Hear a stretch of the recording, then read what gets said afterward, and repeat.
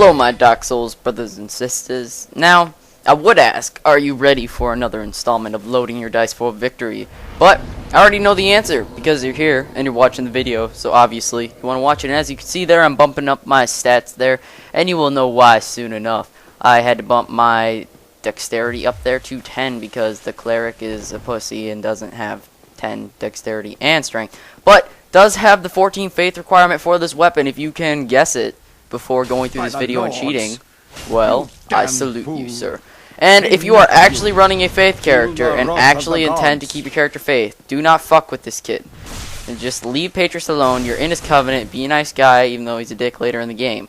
And the reason I actually ended up killing him is because I was going to use this character for a different part of the series, and I needed the humanity off of him. But unfortunately, the weapon did not drop on this character.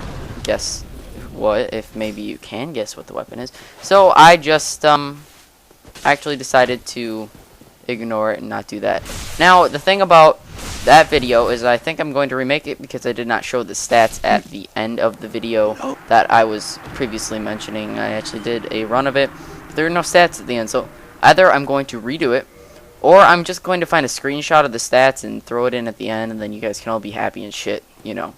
But I'm actually thinking about for this series, I might start putting the weapon description to Dark Souls Wiki dot, so you guys can actually look at the weapon, look at drop rates, look at requirements, look at all the bullshit that people like looking at, and Dark Souls Wiki dot I would definitely recommend over the Wiki up. I feel like it gives more accurate representation, and it's a little less fucking confusing. Like, I think it's more to the point. So anyways, the beauty of our cleric is that the mace just fucking hurts, and also we are getting to our point very fast because we can fast roll. Actually, this weapon is quite ridiculous. When I did the drop attack on the Asylum Demon, it did like 900 damage for the drop attack. It was kind of ridiculous. So this mace is actually a very powerful weapon. And for some fucking reason here, the game's like, nope, I won't lock onto the guy who's right fucking next to you. But sometimes the auto-locking is a little irritating. But that's fine. We tightened him up there. We showed him who's boss. Stop poking me with your goddamn knife. And actually, this video is after a video with a weapon that is past it. And you guys are probably like, why didn't you do this video first? And it's like, well, maybe I didn't think of it, or maybe I didn't think of it as a priority on my list. The weapon that came before this, before you actually run past these items we're about to get, was higher on my priority list, so yeah. Anyways, guys, we are going for the Astoras StraightSword and the Dragon Crest Shield. We have a mighty foe here. He is a giant-ass dragon, and he will fucking swat you. So, I'd recommend running over here first and grabbing the soul in his claw. He will not aggro. You're like, well, that was nice, but what's the two things in between there? This guy must be dead because he looks dead. And this guy's like, no you didn't, get the fuck out of my house, and he just swats your ass. So, he's not too happy about that, and he spreads poison all over your rotting corpse. Well, actually, there are no corpses, just your blood stain. So guess he poisons your blood, I don't know. Whatever, I digress. Anyways, we are getting on to the next part after you guys got to watch me get swatted. I have escaped him before by using invincibility frames on a fast roll or a medium roll, but I wasn't lucky that day, so I just died and went back to Firelink, so I can show you this part.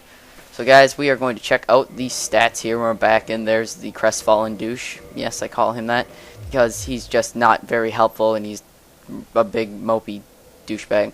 But as you can see, the light catches nicely on our sparkly shield and our sparkly sword that will help us because it's divine, and you can kill skeletons so they won't get the fuck back up. And it's nice for killing them if you don't kill the necromancer. So here I'm going to show the stats on them. As you can see, the Astoras StraightSword has 80 and 80, but it ranks up with Twinkling Titanite, which is easy to get as a divine modifier, a 10 in dex and strength, and 14 in faith, and the Dragon Crest Shield, which has incredible fire resistance. I would recommend this. Now, I hope you guys enjoyed this video. Like, comment, and share. Hey guys, this is Witcher. Please remember to rate, comment, and share. Constructive feedback is always wanted. If you're feeling great today, please go ahead and subscribe. Hitting that annotation there. If you're feeling a little braver, please follow me on Twitter for updates. If you're feeling the bravest of all warriors, follow me on Facebook. helps me out a lot. And remember, stay fresh, brothers and sisters of Dark Souls.